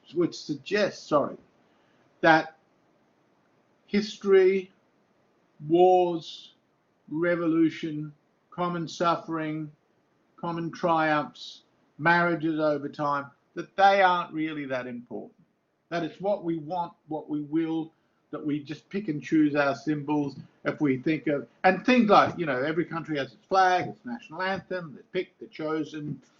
They sort of lend some support to Anderson. The problem is it implies, and this is a very common formulation from the 1970s onwards to this day, that society is just a human construction so that can be reconfigured at will. Now, this means that those people, again, we see it's a very class thing, that the intelligentsia then play an enormous role to play, as they have done in all modern state developments, they have done, in picking and choosing what it is that will be the defining features of a group. Now, we see this as just moving away to these other kind of identity politics. For example, once gay identity gets politicized, then there is a certain set of expectations about what you should do or must do, or who you should vote for or must not vote for to be a member of this community. Now, you can see that's a norm. It's not true, because people don't always do what the group say they should do. Now, a nation is not really quite like that. You don't have to identify with being a nation for someone else to identify you that way. And the bonds of alignment tend to operate over time at a far more subconscious level than that group. So nationalism as a concept, or the nation as a concept, is not just a singular generation. So again, let's take gay identity. That's singular. You're not saying anything about your parents. You're not saying anything about the sexuality of any child you may have. It's you, but the nation. And then you've aligned yourself voluntarily with other people who are just like you. And we could have taken feminism, any of these identity politics, but it's very different from the nation. Even though there's certain spillover, certain affinities, but ultimately the difference is that the nation combines all these very big differences. It is predicated upon a whole variety of tasks being undertaken for a start. It's not singular. In some ways, at different times, a certain aspect of it is invoked in a singular manner. But in the main, it is pre-conscious. It's not willed. I think Anderson is wrong about this, even though, and I will talk about some things a bit later, which are why he says this, so they lend support to this. But when I say it's wrong, it's too one-sided. It's missing out on too much. And in a sense, members of a nation know they're members of a nation. They know it. And then, as we try to understand it, different attempts have been found to locate it by scholars. Linguistic, is it language? And the answer to that is sometimes, but not always. Ethnic roots, sometimes, but not always. Common symbols, can be. Tends, they tend to emerge. They tend to emerge, probably common symbols even more than language. You could say Language is a kind of symbolic enterprise anyway. But, you know, the Swiss, for example, they're very different ethnic groups, or consist of some different ethnic groups, you know, Italian, French, German, etc. But they very much think of themselves as a nation, yes. That's very different from what happens in the modern multicultural state, which has tried to redefine, very much along Anderson's terms, redefine nation through acceptance of other national identities within a framework. That is a much more modern phenomenon. It's much more indicative of the kind of globalization tendencies and the class-led kind of politicization that comes once the professional classes are dictating the symbols and nature and character of a nation. But if we look over a bigger historical vista, where it is meaningful to talk about the nation, if not necessarily the nation state, we can see that these, I'll come back to these alignments of solidarity often at a very pre-conscious level. They've accrued over a long period of time. It's a habitus. And things can change this. Immigration can change this. Some nations too, the ethnic division can ultimately destroy it as well. So the cultural identity and national identity, yes, there is a symbiosis there. Okay. To put it bluntly, nationalism precedes the nation state. A nation need not be a nation state. The Basques certainly think of themselves. The Corsicans, you know, here's these groups here. They definitely, Catalonians, they think of themselves as sharing a nation, but they don't have a vehicle to express that. That tends to be a problem. At the same time, you can be a Catalonian, but you may be quite happy to accept Spanish, being a member of the Spanish nation. It doesn't mean that you necessarily, and Catalonians will be divided, and are divided, even though there's quite a few Catalonians support, for example, the idea they should be a nation state. Or take Scotland. You know, there was a vote on that a few years back. All these people who voted identify as being Scots. They knew they were Scots. But when it came to do they want a separate state, over 50% said no, we don't want that. So they're not the same thing. Hans Cohen has argued that nationalism was unthinkable before the emergence of the modern state. I think that's absolutely true, that it is a certain kind of state configuration that leads to nationalism. And, you know, remember what I said before about the nation being pre-conscious. But once you've got nationalism, that's very conscious. Again, that would tend to suit the kind of formulation that you've got with Benedict Anderson. So the usual features of a modern state: central organization, monopoly of violence, defined people, bounded territory. Obviously that's not always the case. Parts of France exist way outside of the borders of France. Common culture, sense of nation. These tend to be, you know, platitudinous definitions of the nation state. We would say the roots come back to the 15th century, some of which we've touched upon, the monarchies in Western Europe and the Italian city-states. The Treaty of Westphalia, I've mentioned briefly, that comes out at the end of the religious wars, the 30 Years' Wars in Europe that did so much devastation, especially in Central Eastern Europe. But that treaty basically established that no territory had the right, they all had a judicial obligation not to invade another territory. It was an attempt to kind of keep the map the way it was. And of course it completely failed. It's meaningless. Yes, it was a treaty.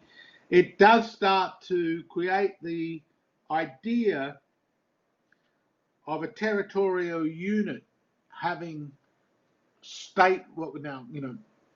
organizational military capacities which define it in relationship to others. But as we see, you just open a map of Europe, take one 100 years ago, take one 150 years ago, take one 50 years ago, and take one now.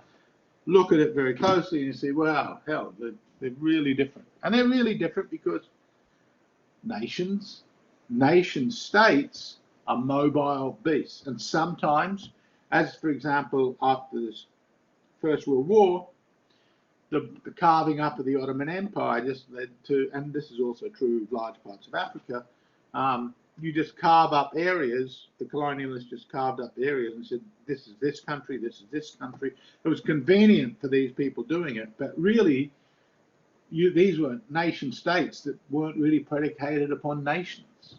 That's a problem because the people didn't feel themselves as members of a common nation.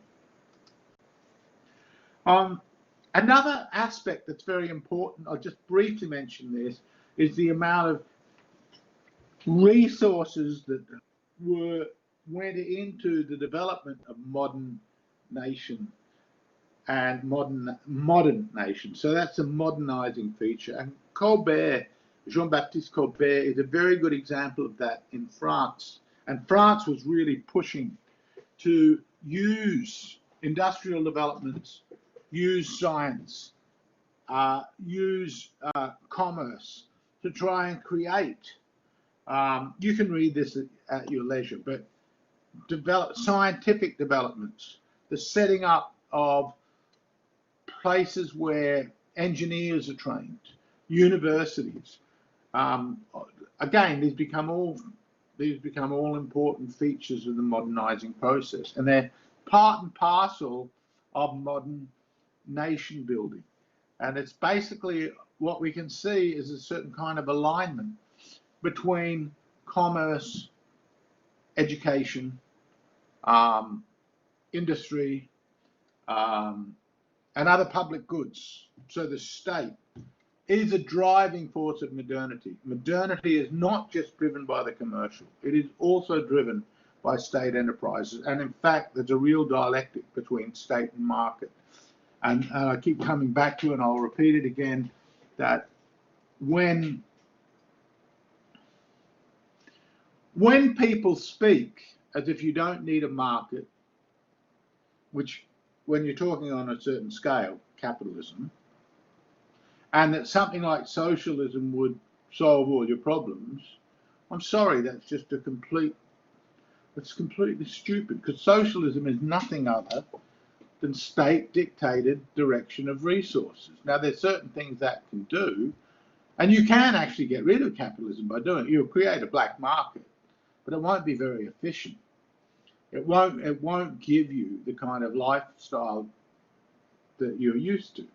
On the other hand, when people say, you know, we can have capitalism, but we could really downsize the state, well, that's very hard to do. The state provides all sorts of things that private groups, industries, enterprises don't want to take on, and which are necessary. Plus, all sorts of other things, like the rule of law, are predicated upon there being lawmakers and executives of states, lawyers, and so that enterprise has to be, in a sense, woven through the whole legal as well as political apparatus, so that ultimately they're inseparable. The French Revolution, look, I'm going to go for an extra 10 or so minutes. If I don't completely finish this, which I wouldn't mind doing, forgive me for that, but I will go for an extra 10 minutes because I'm pretty well back on track, and I would like next week not to spend too much longer talking about nationalism. I think the idea of nationalism is pretty simple. And the point I want to say, and I will make, is unlike liberalism, which to be sure was a practice before it was a practice before it was an ideology, and unlike Marxism, which was an ideology before it was a practice, nationalism is very much something that develops, or largely develops, as a practice with all sorts of intelligentsia committed to it, but as an ideological, as a more sophisticated philosophical set of doctrines, there's actually very little that is comparable. There is no thinker of nationalism who has the status of either John Locke as a political philosopher, or Karl Marx, or John Stuart Mill, or almost any or Vladimir Lenin. You know, it's just not like that. It's something in the practicalities that gets out. The one person that I will mention who's an exception, I'll talk about three, but two of them, very brief moment in the sun. The one who is the greatest on this is Johann Gottfried Herder, who, by the way, is one of my very favourite philosophers, and in some ways I think far deeper than many of the other thinkers we've talked about. He's enormously productive, he's enormously insightful, and his name is associated with nationalism, but it's only a particular aspect of that. It's not really, that's too simplistic to just put him down as an ideologue for nationalism. He is concerned, well, I'll say this now, he is concerned with people understanding the different sentiments and habits of collective groups, and he's interested in the fact that peoples gravitate around their nation, and he's concerned that people are acquainted with their national identity. So that is all true. But his concern with that is in the picture of a greater dialectical interplay between nations and humanity as a whole, because he's writing at a time, so he's writing near the end of the 18th century, in the latter part of the 18th century generally. He's writing at a time in which people are becoming more conscious of different other groups, and he's saying we need to be really conscious of the different habits and sentiments of different peoples, because it's only in that dialogical interplay where we seek to understand our different motivations that we're able to craft a piece. And that, I think, is very insightful. See, it's not the same as what Rousseau is doing, or Kant is doing, or Locke is doing, where you say, here's a principle, we will all follow it. He's saying, no. We need to understand these different groups. We need to be conscious of all these things that have happened unconsciously. And in our consciousness of that unconscious, we can start to engage with each other, reconsider what we're doing in light of what each other is doing, and enter into dialogue to kind of create a more cooperative future between them. So that's what he's doing. Now, I'll come back a moment. Now, the French Revolution is really the major locus of modern nationalism. The nation is said to represent all its peoples. It was ultimately, though, of course, the opening up of political power to the third estate, which is primarily, not only, but primarily this meant the urban professional classes who are brokering in ideas. They become the new elite who are concerned with political direction. The masses become important, in a sense, the pliable material, and they will be important for communism, for fascism, for liberal democracy, and in all cases, they will be under the dictates or the push of a ruling elite. The French Revolution, this is often bound up with romanticism as well, but it's true that the idea of the spirit of a nation and genius was really important to the development of nationalism, who the leaders of the nation should be. It should be open to genius, open to men of talents. Beaumarchais did this famous play, The Marriage of Figaro, where this was a central theme. It was observed by the members of the court. It was obviously inflammatory, because it was basically saying, you aristocrats don't deserve your position, we geniuses do. Now, I mentioned, and this was the kind of thing Benedict Anderson was doing, as nations develop, they start looking for ways in which the symbols, its literature, its music, its art, it all ties together. Much of this, the stuff like the art, the folklore, the mythology, that's the kind of thing that really interested Herder. National religion, national heroes, national cuisine, national sport. So although this had, and what tends to happen in the 19th century version of nationalism, again, remember, nationalism, which uses these signs and symbols of a national consciousness, is not the same as having a nation. But as nationalism develops and they start looking for signs and symbols, for example, in the 19th century, not many British people remembered Shakespeare. Hey, but everyone, all these new nations, they needed their literati. They needed, Italy had its Dante, Germany had its Goethe, Spain had Cervantes. Every nation was trying to find some writer. So British picked Shakespeare. The French had too many. They couldn't settle down on any one writer. Too many, even though they, in a sense, it's funny, isn't it? They started the game, so to speak. The Germans had Beethoven, but all these other, it's not just one really, but some places they at least need one. So these signs and symbols of national consciousness. Now the point is too that nationalism was an evolving doctrine. It evolved as a reality. It's theorized retrospectively, and as I said, in the case of nationalism, the theorization of it.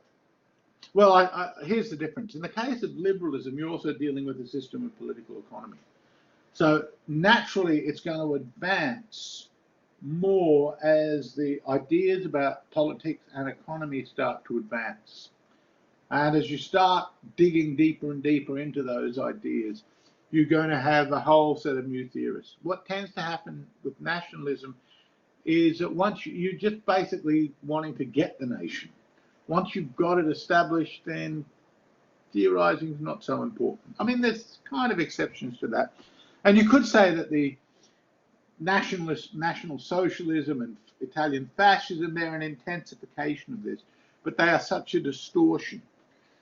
But basically, to put it very bluntly, 19th century nationalism was very liberal, and 20th century ultra-nationalism of the fascist and National Socialist sort is very illiberal. But then I remember arguing with a very good German friend of mine, lots of Germans, by the way, numerous conversations with them.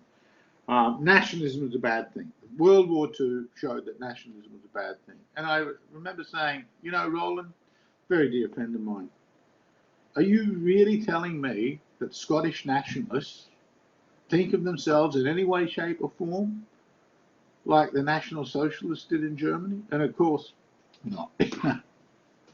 I used to love our conversations. I miss him dearly. Okay.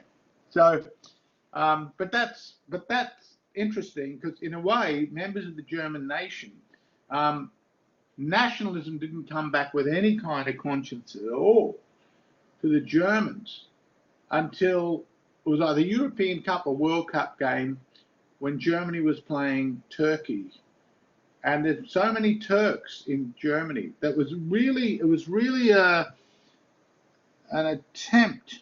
I think that was the game, but that game was really an attempt to kind of show a common pride in respect of national identity and a common respect. So it was being marshaled in terms of a new kind of trope. And in some ways, that was closer to the spirit of the 19th century. Okay. It was the Germans who lacked a nation became the most important theorists of nationalism, unlike the French. That's really. And I'll mention Johann Gottfried Herder. Basically, he emphasized, when I say a romantic reaction against excessive Enlightenment faith in science, it's also a reaction against consciousness dictating everything.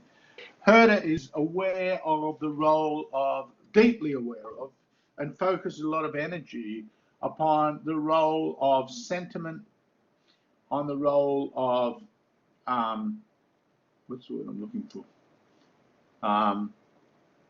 Aesthetic appeal, feeling,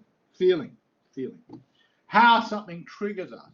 And And if you think about different cultures, you'll see certain behaviors, certain gestures, certain claims are going to trigger a response in the group that are very, very different. I'll give you a very simple example of that. When I was in Hong Kong, I gave a lecture on Henrik Ibsen's very famous, very pro-feminist play, A Doll's House.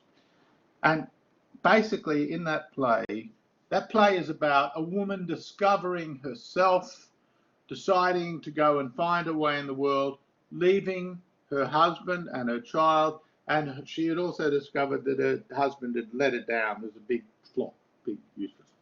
Okay, so I give this, and having taught that previously in Australia, I was completely surprised, though after I spent longer in Hong Kong, I realized my mistake, but I was completely surprised by the initial reaction. And the initial reaction was, what a bastard that Nora is, you know, the hit heroine of the play. How could she? She is terrible. And I'm talking about the women reaction, the Hong Kong women's reaction, not just the men's reaction. They all thought she was a monster. I guarantee no Western person watching that play, or almost none, studying that play at university, they don't do, is Nora a monster? It's all about how great she is. But in Hong Kong, she was seen as a monster. So what was happening there is the aesthetic triggering that was going on in that group was completely different because of the very different cultural sentiments and values. So Herder was a guy that really understood the importance of culture. For him, it becomes really important. Each people has its own genius, its own spirit. It's not just an individual thing, as in Beaumarchais, but much more, you know, picking up that word from Montesquieu. That spirit is evident in the myths and stories, beliefs, folklore, law. So he was very interested in going back and collecting these stories, very interested in translating. He goes back and does a translation of the Hebrew poetry. He was a pastor, not an academic.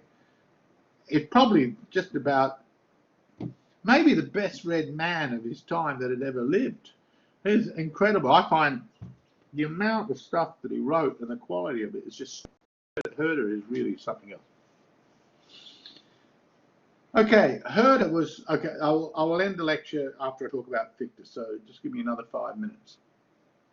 No, I'll end it now. I can fit all this in by next night. Okay, thank you very much. Enjoy your week.